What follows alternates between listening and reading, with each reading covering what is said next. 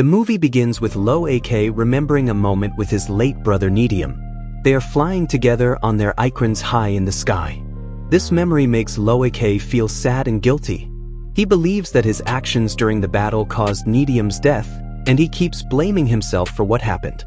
At the same time, Kiri and Spider are growing closer.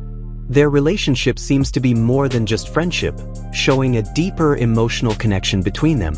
Neytiri is still deeply sad over the loss of her son and follows old Gnostics traditions to deal with her pain. Jake takes his children to sunken ships to collect guns for protection.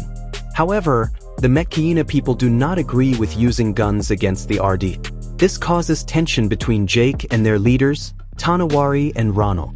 Tanawari advises Jake to become Toruk Makto again, but Jake refuses because he feels that riding the Toruk would turn him into someone he no longer wants to be. The RD keeps searching through wreckage to recover anything useful. Scoresby survives his attack and now has a prosthetic arm.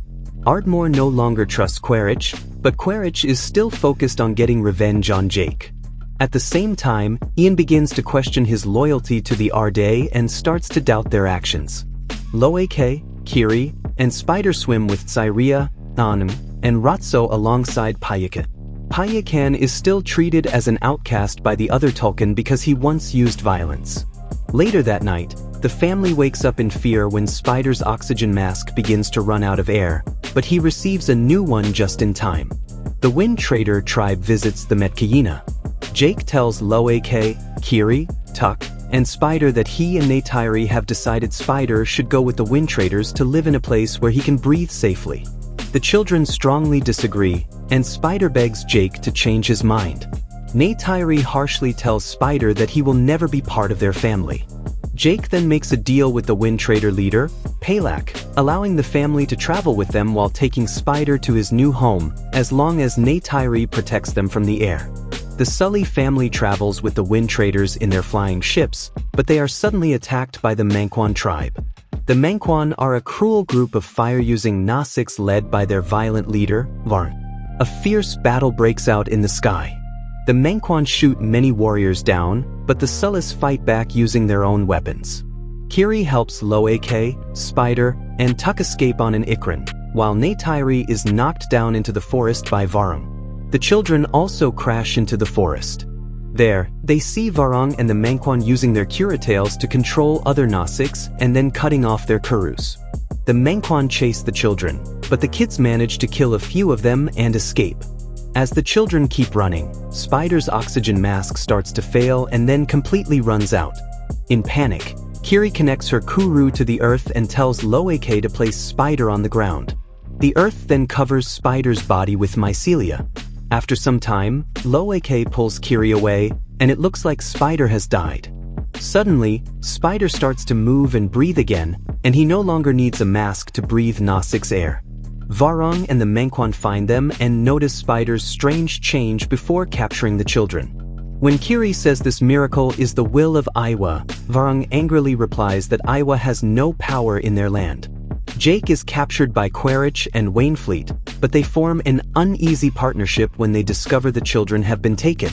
Quaritch realizes that Spider is in danger, so he unwillingly frees Jake. Together, they try to fight the Manquan, but they are quickly overpowered. Quaritch then shows Varung how guns work, calling them Thunder. Kiri connects herself to the earth once again, causing plants to fire poisonous quills at the Manquan. This creates a chance for everyone to escape from the dangerous tribe. Neytiri wakes up in a medical tent with Emoat and is worried about the children. At the same time, Jake and Quaritch agree not to kill each other until the kids are safely home. Jake tries to make Quaritch see the world in a new way now that he is a Gnostics, but he knows Quaritch will never truly see people the way the Gnostics do. Quaritch later returns to the RDA base with Wainfleet to meet Ardmore and Parker. Parker still wants to colonize Pandora and believes Spider's new ability to breathe can help achieve that goal. Norm and Max examine Spider's body, and Norm shows Jake that Spider has grown his own Kuru at the back of his head. Kiri tries to connect to Iwa again, but she finds she is blocked.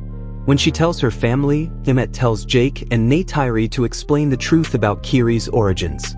Kiri has no biological father, She is a clone of Grace Augustine's avatar, not her daughter. She is warned that if she tries to connect to Iwa again, it could be fatal. Later, Jake talks privately with Neytiri, and she suggests that they might have to kill Spider to prevent the RDA from learning how to copy his breathing ability for their plans to colonize Pandora.